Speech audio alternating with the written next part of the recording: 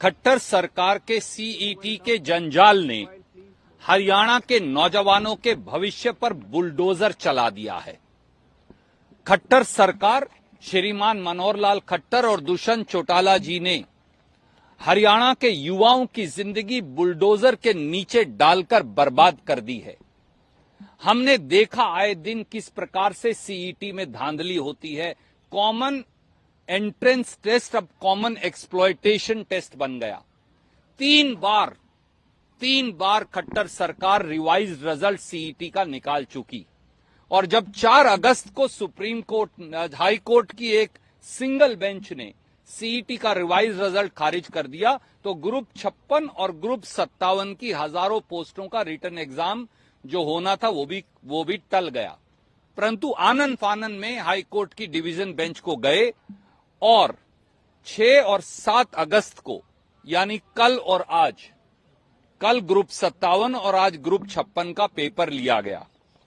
जो कमाल की बात है वो ये देखिए, ये कल का ग्रुप 57 का पेपर है और ये ग्रुप 56 का पेपर है जो आज लिया गया।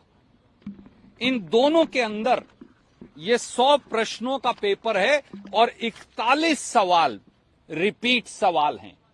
41 सवाल 100 में से, यानी हेरा फेरी, गड़बड़ झाला बिल्कुल साफ है। जो खट्टर सरकार के चहेते लोग हैं उन्हें बता दिया गया कि कल का पेपर का जवाब पढ़ लो तो आज वही आएगा। 100 में से अगर 41 सवाल कॉमन हैं तो फिर पेपर करवाने का लाभ क्या है। ये पहली बार नहीं किया खट्टर सरकार ने। एचसीएस के एग्जाम में भी पहले और दूसरे दिन 38 सवाल कॉमन पाए गए थे। बार बार ये हेराफेरी और गड़बड़ झाला जो हो रहा है ये युवाओं के भविष्य पर बुलडोजर चलाना है, उससे कम नहीं। सीईटी के जंजाल में पहले उन्हें उलझाया और सीईटी का रिवाइज रिजल्ट जो आज भी प्रश्न चिन्ह के घेरे में है उसका पूरा नतीजा हाईकोर्ट से निर्णय हुए बगैर पेपर करवा दिए और उन पेपर में 41 सवाल रिपीट कर दिए। खट्टर साहब, हमारी सीधी सीधी मांग है। नंबर 1, ग्रुप 56 और ग्रुप 57 की हजारों पोस्टों के लिए 6 और 7 अगस्त यानी कल और आज लिया हुआ पेपर बर्खास्त होना चाहिए, रद्द होना चाहिए। नंबर 2, जिस एग्जामिनर ने भी इन 2 दिनों में ये 2 पेपर सेट किए हैं और एजेंसीज ने, उन्हें ब्लैकलिस्ट किया जाना चाहिए, उन पर एफआईआर दर्ज होनी चाहिए। और एचएसएससी हेरा फेरी 60 गांठ सर्विस कमीशन को तुरंत प्रभाव से बर्खास्त किया जाना चाहिए। एचएसएससी के चेयरमैन और मेंबर्स को एफआईआर दर्ज कर हथकड़ी लगाकर गिरफ्तार किया जाना चाहिए। और श्रीमान मनोहर लाल खट्टर जी और श्री दुष्यंत चौटाला जी जो आए दिन लाखों युवाओं के भविष्य से खेल रहे हैं, उनकी संदिग्ध भूमिका की एक सिटिंग हाईकोर्ट जज से जांच होनी चाहिए। ये कैसे हो सकता है कि पहले एचसीएस में 38 क्वेश्चन रिपीट हो गए, अब 2 दिन में 41 क्वेश्चन जो हैं ग्रुप 56, ग्रुप 57 की भर्तियों में हो गए। 3 बार सीईटी का एग्जाम रिवाइज हो गया। ये दर्शाता है खट्टर सरकार के निकम्मेपन और नाकारापन को नहीं, निकम्मेपन नाकारापन के साथ साथ हेरा फेरी, 60 गांठ और बच्चों के भविष्य पर बुलडोजर चलाने की श्रीमान खट्टर और श्रीमान दुष्यंत चौटाला की दुर्भावना को दर्शाता है। अगर उनमें थोड़ी सी भी गैरत बची है तो आज ही उन दोनों को अपने पद से इस्तीफा दे देना चाहिए।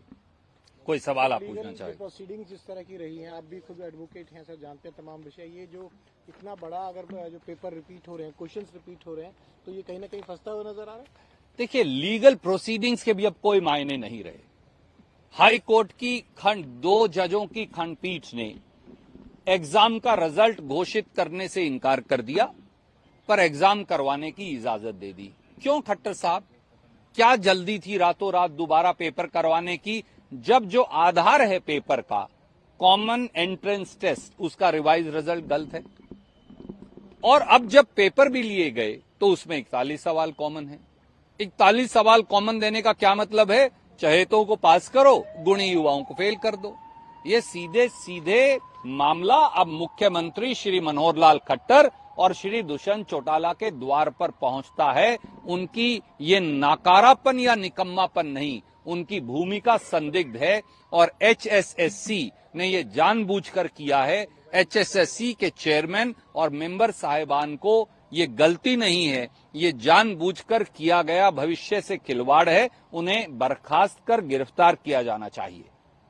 हरियाणा कांग्रेस को लेकर क्या संदेश है खड़गे साहब का राहुल गांधी जी? मैं उस पर कुछ नहीं कहना चाहूंगा। खड़गे साहब, राहुल गांधी जी ने जो कहना था वो हमें कह दिया और उसके बाद औपचारिक तौर से हमारे प्रभारी दीपक बाबरिया जी ने आपको ब्रीफ कर दिया। मुझे और कुछ नहीं कहना। सवाल सिर्फ अपर हाउस से है। कल कहा जा रहा है अध्यादेश पर राहुल जी के भाषण से कांग्रेस की तरफ से स्पीचेज की शुरुआत होगी।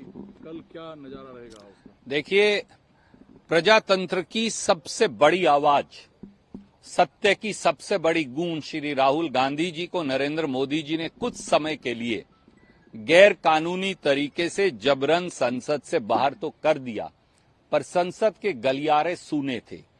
कल जब श्री राहुल गांधी जी की सिंह गर्जना गूंजेगी संसद के गलियारों में, तो मोदी सरकार की जवाबदेही सुनिश्चित होगी।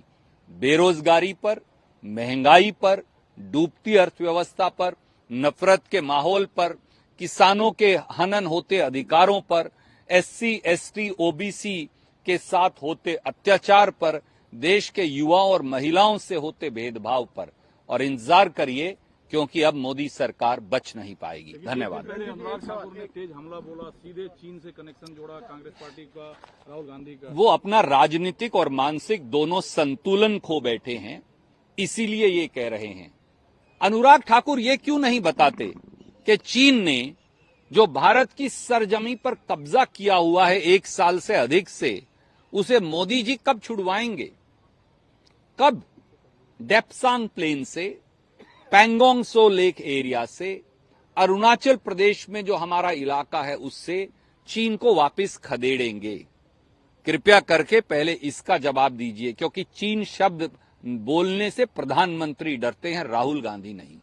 हमसे जुड़े रहने के लिए हमारे YouTube चैनल को सब्सक्राइब करें और नई वीडियो की नोटिफिकेशन के लिए बेल आइकॉन को दबाएं। अगर आप ये वीडियो Facebook पर देख रहे हैं तो लाइक जरूर करें और ज्यादा से ज्यादा शेयर करें। धन्यवाद।